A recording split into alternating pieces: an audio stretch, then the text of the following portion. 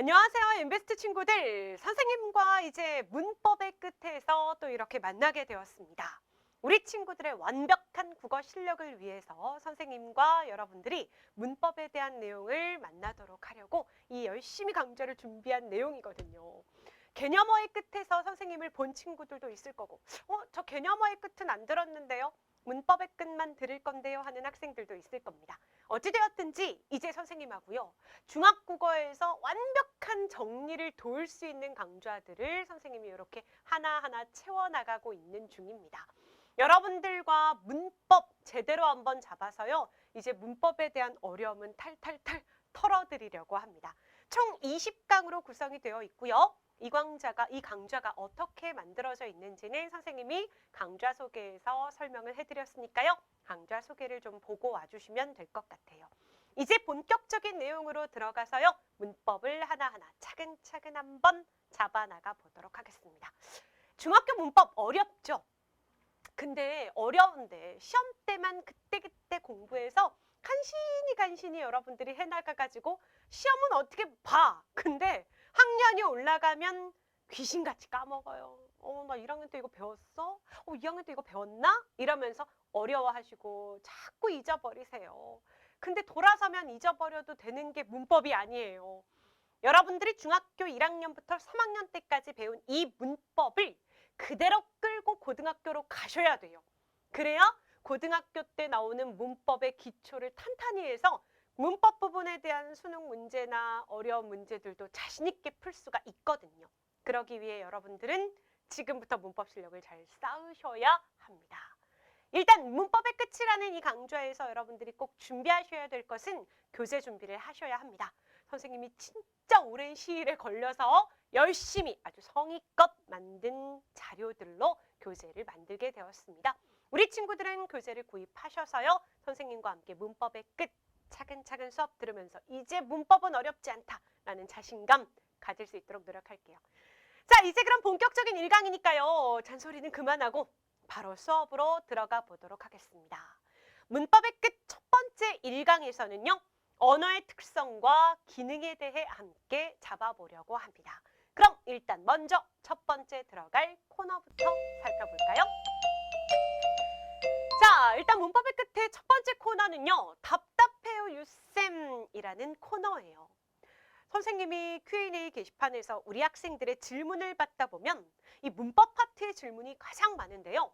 문법에서 나오는 질문들 중에 많은 질문, 여러분들이 힘들어하는 질문들만 고르고 골라서 이렇게 파트별로 실어두었습니다.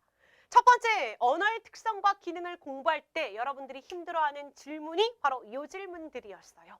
진짜 데이터베이스를 바탕으로 해서 뽑아낸 질문들이니까 맞아, 나 저거 궁금해했는데 라고 한번 좀 보시면 됩니다. 답답하대요 유쌤. 고구마를 그냥 한껏 먹었죠, 그죠? 볼까요? 언어의 자의성과 사회성은 어떻게 구분해야 하나요? 전 자의성도 모르고 사회성도 모르는데 이럴 수도 있고요.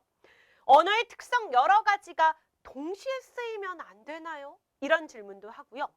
언어의 기호성이 뭐죠? 사회성과는 완전히 다른 건가요? 이러면서 언어의 다양한 특성을 배우는데 얘네들이 그냥 막 머릿속에서 뒤죽박죽 되는 거예요. 오늘 확실히 걔네들을 정리해 보자고요. 자, 절대주저 뉴스쌤 언어의 특성과 기능 제대로 알고 싶다고 하셨으니까 한번 제대로 알아보도록 하겠습니다. 이제 그럼 본격적인 내용으로 들어가 볼까요? 차곡차곡 개념 쌓기 들어가도록 하겠습니다. 일단 교재를 보니까요. 선생님과 첫 페이지에 언어에 대해서 먼저 살필 수 있는 내용이 제시되어 있어요. 우리가 언어라는 게 뭘까요? 선생님은 지금 언어를 쓰고 있고요. 여러분도 당연히 언어 생활을 하고 있습니다. 언어라는 것에 대해서 좀 정리를 하자면 생각이나 느낌 등을 나타내거나 전달할 때 쓰는 음성, 문자 따위의 수단이 다 언어예요. 그래서 음성 언어, 문자 언어 이런 말 들어보셨죠? 그래요. 그 음성이나 문자 따위의 사회관습적 체계 이런 것도 우리가 통틀어서 다 언어라고 이야기를 한다고요. 그래서 여러분들은 문자 언어 생활도 하시고 음성 언어 생활도 하시는 거예요. 물론 쓰는 것보단 말하는 게 더 좋죠. 자, 그러면 이 언어의 차이가 음성과는 어떤 다른 점이 있는지를 함께 알아볼게요. 선생님이 지금 음성 언어가 있다고는 했는데 음성하고 음성 언어랑은 또 달라요. 볼까요? 음성이라고 하는 것은 인간의 발음기관을 통해 내는 물리적 소리예요. 그러니까 말을 할 때 사용되는 소리가 이제 음성이에요. 소리만은 음성이죠. 저 사람 음성은 참 듣기 좋아. 이렇게 얘기하는 거. 그 사람의 톤이라든가 억양이라든가 목소리 이런 것들로 나타내는 게 음성이에요. 자, 그런데 언어라고 하는 것은 인간의 의사소통을 위한 상징 기호이기 때문에 음성이라는 것만 가지고서는 언어가 안 돼. 이 음성이라는 형식에다가 의미라는 내용까지 들어가 줘야만 우리는 언어로 인정을 한다는 거죠. 저 사람 음성이 좋네 하면 소리만을 얘기하는 거예요. 그런데 저 사람은 목소리뿐만 아니라 말도 참 잘해. 이렇게 되는 건 그 사람의 음성에 담겨있는 언어까지 들었기 때문이죠. 그죠? 자, 그래서 음성이라는 것 속에 의미라는 내용까지 들어가야 우리는 언어로 인정할 수 있다라고 보시면 되는 거예요. 그럼 언어가 가지는 다양한 가치들에 대해서도 한번 살펴볼까요? 언어는 다양한 가치가 있어요. 일단 방대한 지식을 축적시키는 수단이 됩니다. 우리가 진짜 예전으로 거슬러 올라가 보면 언어가 없었던 때도 있잖아요. 그때는 어떻게 의사소통을 했을까요? 손짓, 발짓, 표정 이런 것들로 아마 의사소통을 했을 거예요.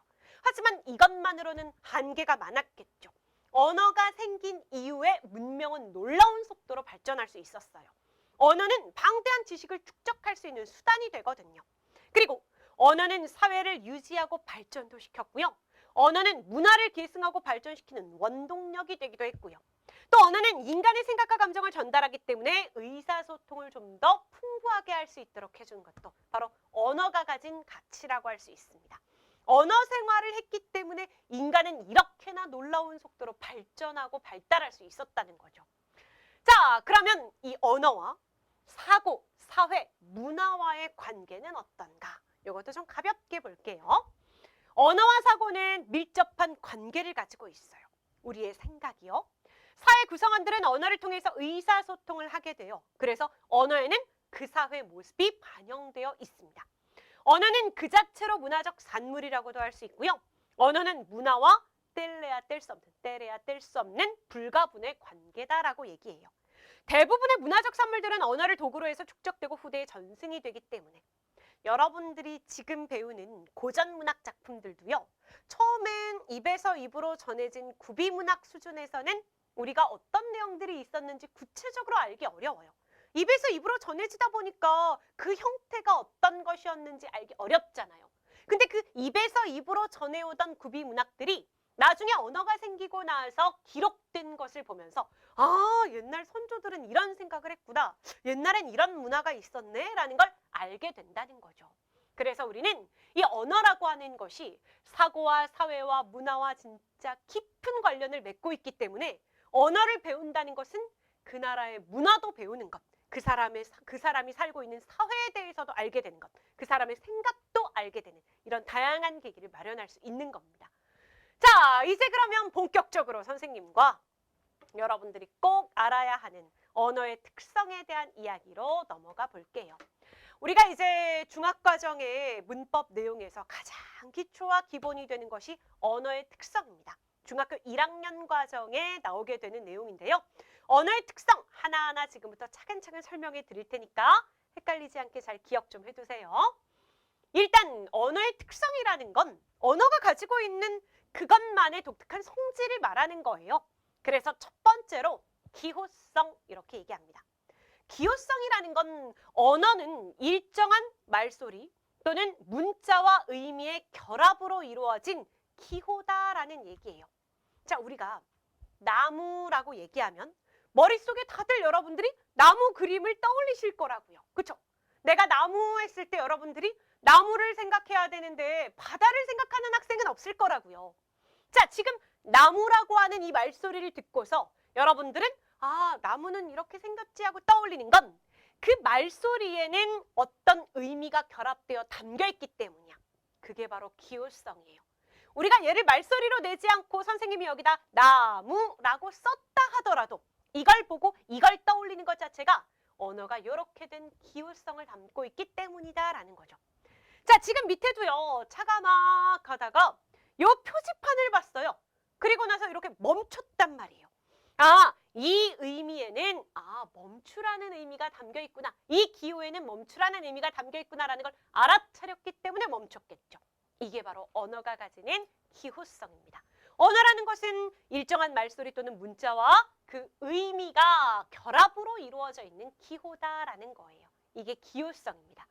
자, 인간은 전달하고 싶은 생각이나 느낌이 있을 때 여러 가지 수단을 써요. 그때 이걸 통틀어서 기호라고 하는데 이런 기호 중에 가장 흔하게 사용되는 것이 바로 언어예요.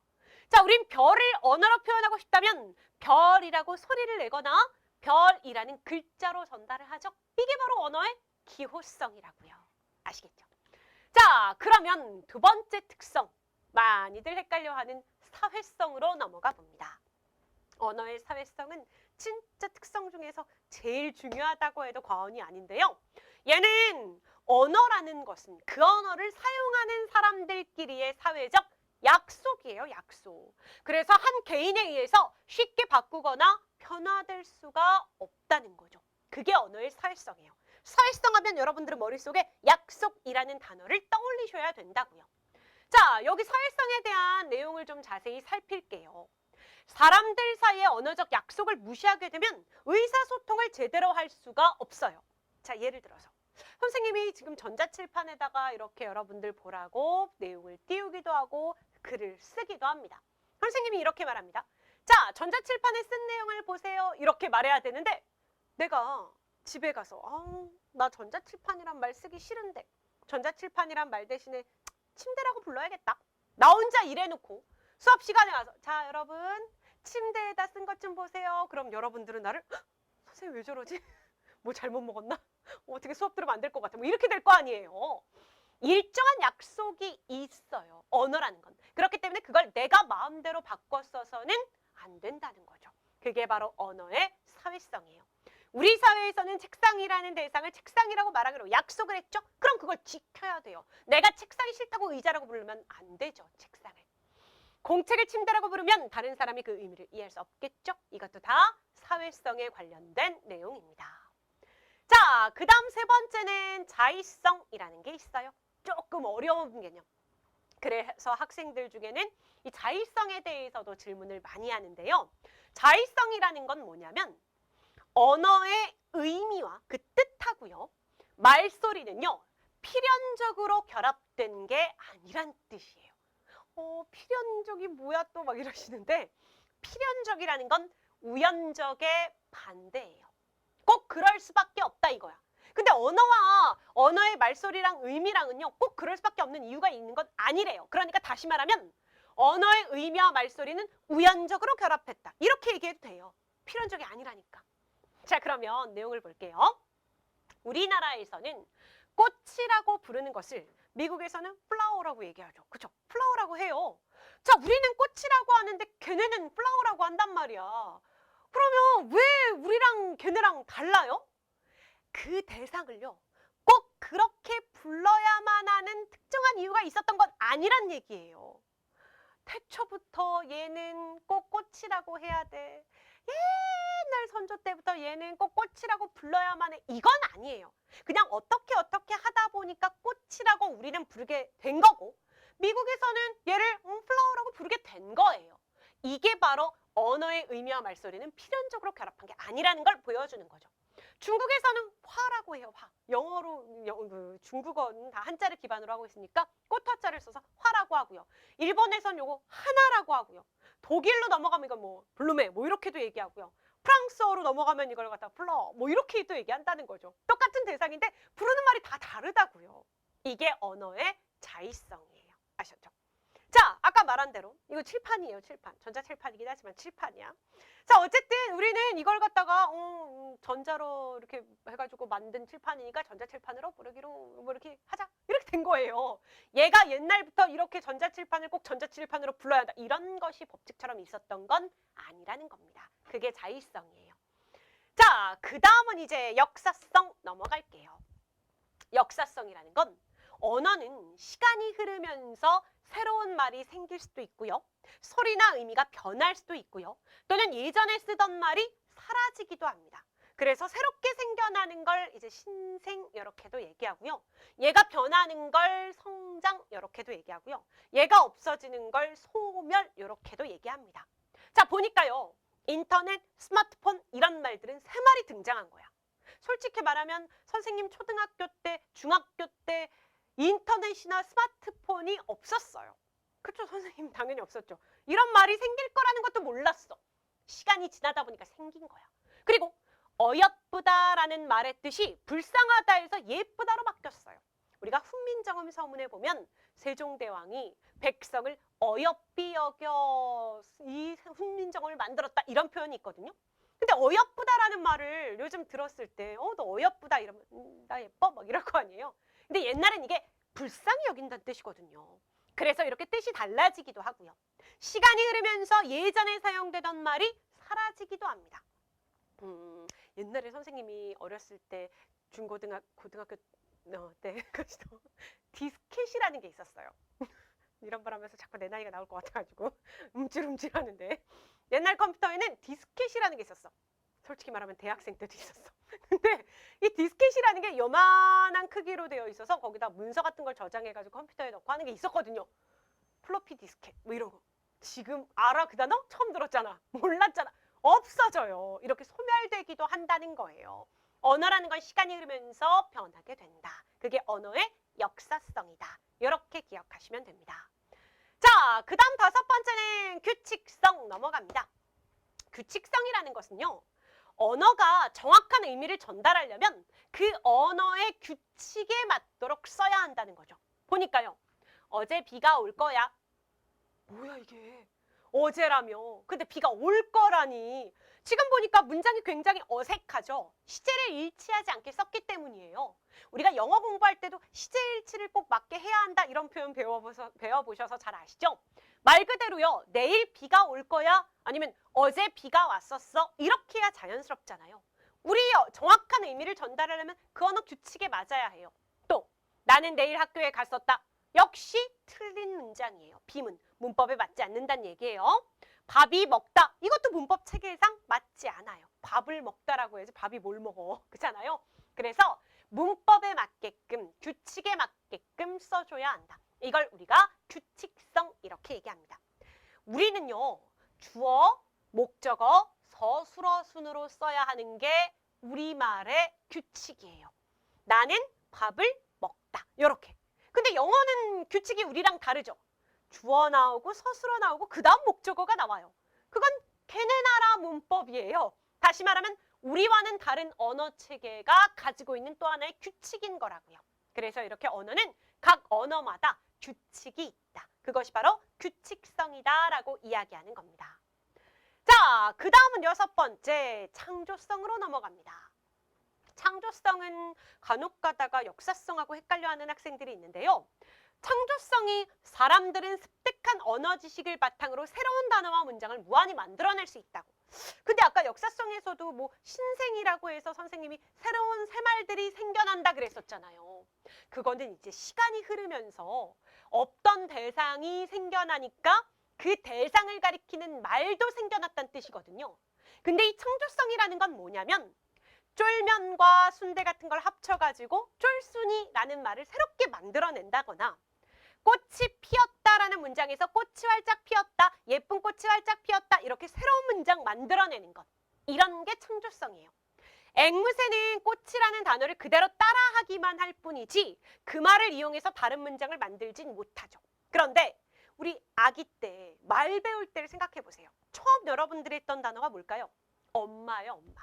엄마 이렇게 해보라고 자꾸 엄마가 시키죠. 엄마가 아빠를 잘 시키진 않아요. 왜냐면 자기를 먼저 배워야 되니까 엄마 이렇게 시킵니다. 엄마, 그 다음 뭘 배워?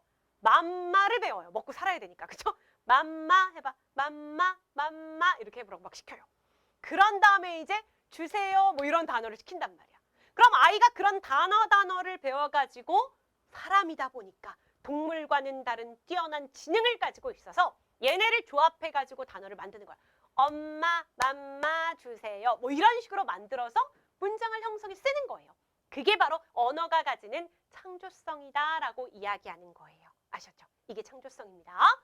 자, 요렇게 지금 6가지 특징을 선생님과 함께 살폈는데 여기는 나오지 않지만 여러분들이 또 하나 알았으면 하는 특징이 하나 더 있거든요. 그게 바로 분절성이라는 게 있습니다. 분절성은 중학과정에서 나오는 학교도 있고 나오는 출판사도 있고 그렇지 않은 경우도 있어서 선생님이 여기다는 써놓지 않았지만 알아두면 좋으니까 언어의 분절성이라는 것도 좀 알고 가세요. 이 언어의 분절성은 사실은 기호성과 밀접한 관련을 가지고 있다고 해도 과언이 아니거든요. 분절이라는 게 뭐냐면 나눈다는 뜻이에요. 분자가 나눌 분자고요. 마디절자거든요. 그래서 언어라는 것이 연속적인 자연 세계를 갖다가 끊고 끊어서 만든다는 거예요.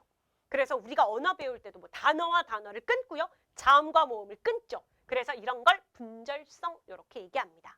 한 예로 어떤 걸 들 수 있냐면 여러분들 무지개 색깔이 뭐예요? 빨주노초 파남보 이렇게 알죠. 그쵸? 근데요. 무지개 보신 적 있으세요? 실제로 무지개를 보면요. 빨주노초 파남보 이렇게 안 생겼어요. 빨강이 비스무리 주황이 있나 없나 근데 노랑이 있는 것 같다 뭐 파랑이 나 이렇게 생겼거든요. 우리가 그 부드럽게 연결되는 자연세계를 갖다가 빨주노초 파남보 이렇게 나누는 것 자체가 언어가 가지는 분절성이다 라고도 말할 수 있는 겁니다. 하나 더 알고 가세요. 자, 그 다음은 이제 언어의 기능으로 넘어가 보도록 하겠습니다. 언어의 기능이라고 하는 건 언어는 표현되는 의도와 목적에 따라서 다양한 기능들을 가지게 된대요. 일단 첫 번째는요. 우리가 정보 전달적 기능이다라고도 얘기할 수 있는 지시적 기능이라는 게 있어요. 근데 잠깐만요. 학교에 따라서 출판사에 따라서 요 지시적 기능과 정보 전달적 기능을 나눠서 이야기하는 학교도 있습니다. 그런 경우는 따로 기억하셔야 하는데요. 요건 좀 선생님이 묶어서 일반적인 설명대로 가면 요걸 묶을 수 있어요. 어떤 사실, 정보, 지식을 알려주는 걸 지시적 기능이라고 얘기하고요. 정보 전달적 기능이라고도 얘기할 수 있습니다. 그 다음 명령적 기능은 듣는 사람을 설득해가지고 뭘 하게 하거나 뭘 하지 않게 시키는 것. 그건 우리가 명령적 기능이다 라고 말해요. 그 다음 세 번째는 말하는 이와 듣는 이가 서로 친밀한 관계를 유지할 수 있도록 하는 것이 바로 친교적 기능이라고 하고요. 언어를 사용해서 말하는 이 감정, 태도 전달하는 건 자기 감정 표현하는 거니까 정서적 기능이다 라고도 말하고요. 표현적 기능도 괜찮아요. 그 다음 미적 기능, 요건 심미적 기능이다 라고도 하는데요. 언어를 통해 미적 가치를 추구하는 거라서 말을 가다듬어 가지고 생기는 기능입니다. 언어를 예술적 도구로 삼는 문학작품에서 흔히 볼 수가 있어요. 자, 그럼 예를 통해서 다양한 기능들을 한번 이해해 보도록 할게요. 일단은 예를 보기 전에 핵심 돋보기 교재 밑에 나와 있는 것 요거 좀 잠깐 볼까요? 여러분들이 오해하시는 게요. 일상 언어 표현이 이제 문장 단위로 이루어지는데 걔네들이 반드시 언어 기능이 딱 한 가지씩만 있는 건 아니에요. 얘가 언어적 기능이 2가지일 수도 있고 3가지일 수도 있는 거예요. 듣는 이와 말하는 이 관계를 파악하고 특정 상황에서 말하는 이의 언어가 어떤 기능을 하나 이것도 살펴볼 필요가 있습니다. 하나의 표현이 상황에 따라서 여러 가지 언어 기능을 나타낼 수도 있다. 자, 예를 하나 들어볼까요? 엄마가 아침에 학교 가려고 내가 가방 싸고 준비하고 나오는데 아유 밖에 비 온다 라고 얘기합니다. 자, 밖에 비 온다라는 정보를 엄마가 준 거니까 이건 정보 전달인가 라고도 생각하기 쉽지만 엄마가 결국 이 얘기를 한 이유는 나보고 우산을 가져가라는 걸 시키기 위해서였거든요. 그러면 이 경우에는 언어 기능이 상황에 따라서 다른 기능으로 쓰일 수 있겠구나 라는 걸 알 수 있죠. 정보를 주겠다기보다는 아, 우산 가져가라고 시킬 의도가 들어있었구나라는 걸 파악할 수 있는 거예요. 원활한 의사소통을 위해서는 말하는 이 의도를 고려하여 언어 기능을 정확히 파악해야 합니다. 언어 기능을 정확히 파악하는 사람이 눈치 있는 사람이 됩니다. 그쵸? 자, 여자친구와 남자친구가 길을 걸어가고 있습니다. 날씨가 추워요. 그래가지고 여자친구가 너무 춥고 그러니까 남자친구에게 옷을 벗어달라고 말하고 싶은데 직설적으로 야, 옷 좀 벗어줘 이러기가 너무 민망하니까 좀 춥지 않아? 이랬단 말이야. 그랬더니 남자친구가 외투를 여미면서 그래 춥네 라고 하면 헤어져. 그런 애랑은 헤어져. 이렇게 언어의 기능을 받아들이지 못하면 어떡해요. 눈치 있게 옷을 벗어주던가 따뜻한 곳에 들어가서 차를 마시던가 해야 하잖아요. 그쵸? 언어의 기능을 원활하게 파악할 수 있어야 우리가 원활한 의사소통을 할 수 있다. 자, 그럼 이제 예를 보자고요. 꽃이 한 송이 있어요. 저 꽃의 이름은 장미다. 정보를 줬네요. 지시적 기능이라고도 할 수 있고요. 자, 꽃을 꺾지 마세요. 시켰죠. 명령적 기능이 되겠고요. 그 다음에 꽃을 꺾어서 미안합니다 라고 얘기하면서 그 사람과의 관계를 좀 더 친근하게 갖도록 한다면 친교적 기능이다 라고도 볼 수 있는 건데, 이 친교적 기능은 조금 오해할 수 있으니까 다른 예를 하나 더 들어드릴게요. 자, 여러분들이 학교 끝나고 집에 왔다가 엄마가 심부름을 해가지고 뭘 사러 가는 길이었어요. 그런데 옆집 아주머니를 만난 거예요. 안녕하세요. 인사를 했죠. 아줌마랑 친하니까. 아는 아줌마인데 못 본 척 해야지 이러면 안 되잖아요. 그랬더니 아줌마가 아유 그래 오랜만이네. 옆집 살면서 얼굴도 잘 못 본다 얘. 어디 가니? 이러고 물어요. 그랬더니 여러분들이 네 엄마 심부름이요 이러면서 지나갑니다. 자, 아주머니한테 여러분들이 안녕하세요 라고 인사한 건 친교적 기능이고요. 또 아주머니가 여러분한테 어디 가니? 라고 한 건 너 어디 가는지 궁금하다. 난 네가 가는 장소가 진짜 알고 싶다가 아니라 그냥 친하니까 친근함의 표시로 어디 가니? 이러고 물은 거예요. 너 어디 가는지 그렇게 안 궁금해요? 그러니까 이것도 친하기 때문에 친근함의 표현으로 하는 것이다. 그러면 친교적 기능으로 볼 수가 있다는 거죠. 그렇죠?